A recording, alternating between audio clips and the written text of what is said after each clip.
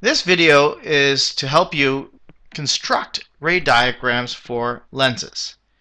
We can determine the position and the size of an image by using a graphical method that is very similar to the one that we use with spherical mirrors in the last chapter.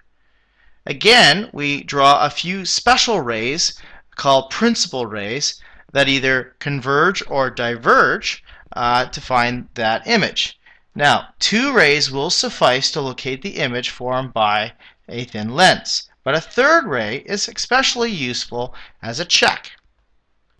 Now, when we draw ray diagrams, we do make an assumption that the refraction is occurring in the middle of the lens. Technically, that's not true.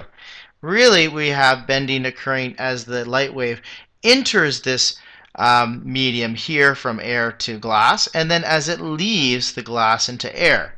But it's sufficient to just draw the refraction occurring in the center of the lens. So we're basically going to assume that the lens is this dashed line right here. Okay, let's take a look at how we go ahead and construct the ray diagrams. Let's start off with the easiest one to do. You have usually, when you're given a problem, you're usually shown the lens and then the principal axis and then maybe the object. And so one of the rays you would do is say the ray 1, probably the easiest one. Maybe ray 2 is actually easier than that. Ray 1 is a ray that goes parallel to the principal axis. So you would line up your ruler parallel to this principal axis here that's going through the center of the lens. So that light that's coming from the top of this pencil here and going parallel to the principal axis, when it gets to the center of the lens, it's going to refract and bend through this and pass through this principal focus. So that's ray 1, as you can see here. Ray 2 is a ray that enters the optical center of this lens. So essentially, it's not quite looking like that, but it's basically meeting at a 90-degree angle. If you take a look, it can include both of these surfaces. It's really kind of basically not bending when it goes through the center of that lens. So this ray just goes in a straight line as it goes through the image. The third ray is kind of like the opposite of ray 1. It uses now the secondary focal point. So you send a ray that goes through the secondary focal point, and then when it gets to the lens, it goes parallel to the principal axis. And then you'll see that all three of these rays should intersect, where you'll get the real image forming. And it's real, by the way, because these light rays are actually intersecting there. If you were to put a screen right here, you would get a real image.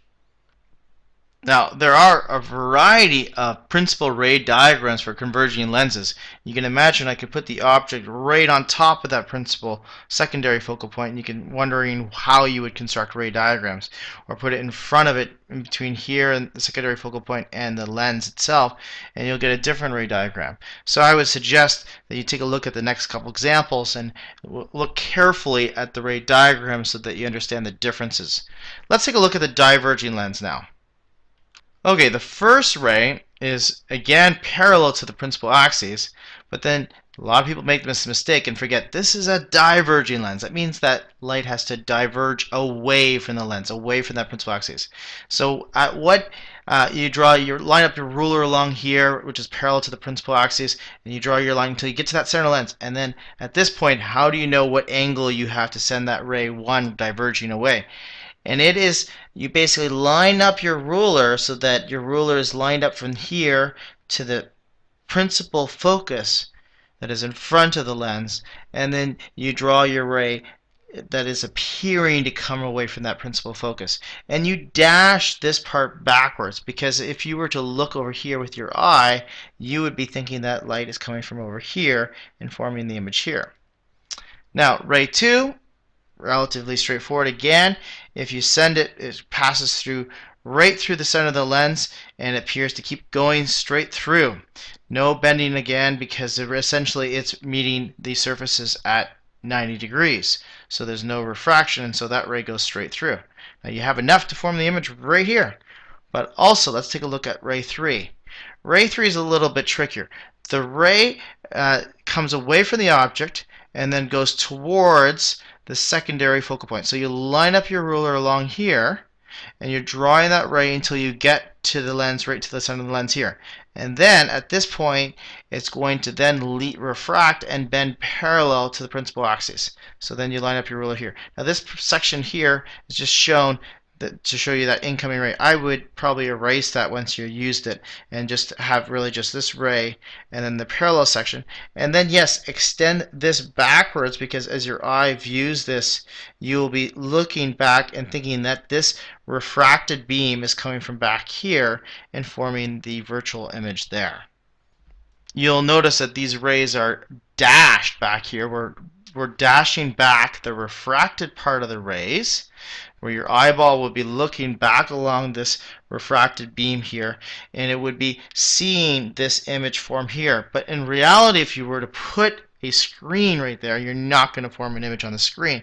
This is a virtual image. You can't actually, the light is really not actually intersecting there as it does over here.